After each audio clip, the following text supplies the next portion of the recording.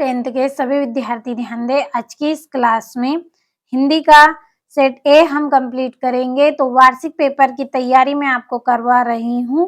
6 set मैं आपको दूंगी, 6 सेट आप अच्छे से कंप्लीट करें। ऐसे प्रश्न मैं आपको बता रही हूँ जो वार्षिक परीक्षा में आपसे पूछे जाते हैं। तो आदर्श प्रश्न पत्र हम 2024-25 का पढ़ रहे हैं। अगर वास्तव में आपको अच्छे अंक लाने हैं तो जितने प्रश्न मैं आपको बता रही हूँ आप उन प्रश्नों को कंप्लीट करते चले। 100% आपको वार्षिक परीक्षा में देखने को मिलेंगे। बस आपको अच्छे से कंप्लीट करना है हर एक प्रश्न को।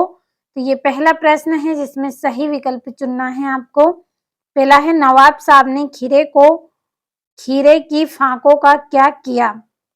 जो नवाब साहब थे उन्होंने खीरे की फाकों का क्या किया था, खिड़की के बाहर फेंक दिया था।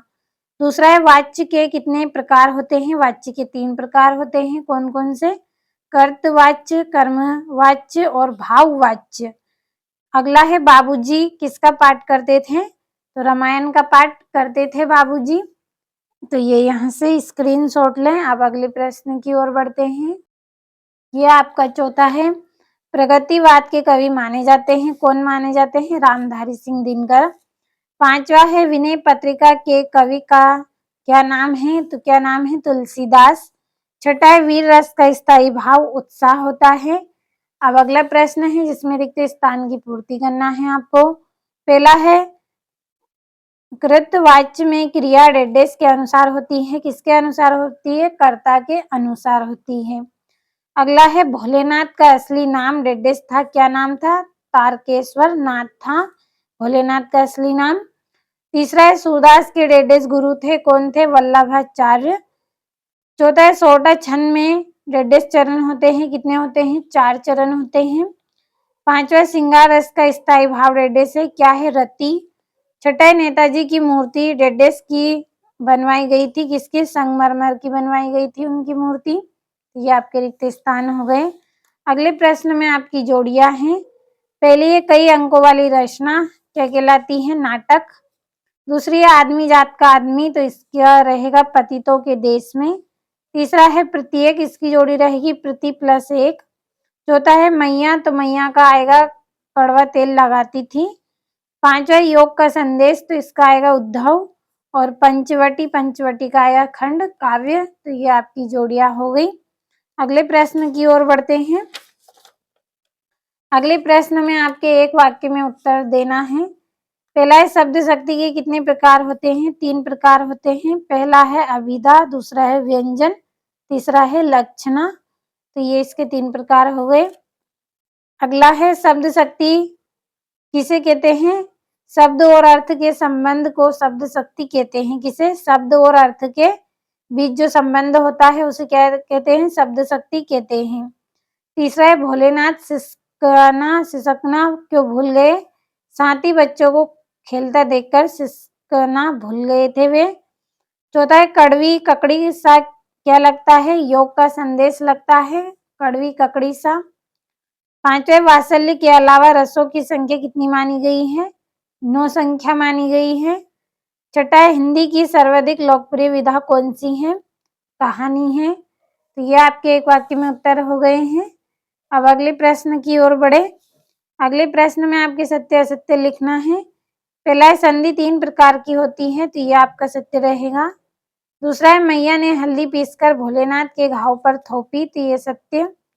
तीसरा है, किसी बुद्धिस्ट के मरने पर रंगीन पताकाएं फहराई जाती हैं। तो ये आपका क्या रहेगा? असत्य रहेगा, यानी कि श्वेत 108 पताकाएं फहराई जाती हैं। बौद्ध धर्म का अनुयायी है बुद्धिस्ट। अगला है आपका, गोपियों ने उद्धव के संदेश को स्वीकार कर लिया। तो यह सत्य। पांचवे, कामयानी आधुनिक काल का श्रेष्ठ महाकाव्य है। तो ये सत्य। और पान वाला कैप्टन चश्मे वाले का भाई था। तो ये आपका सत्य रहेगा।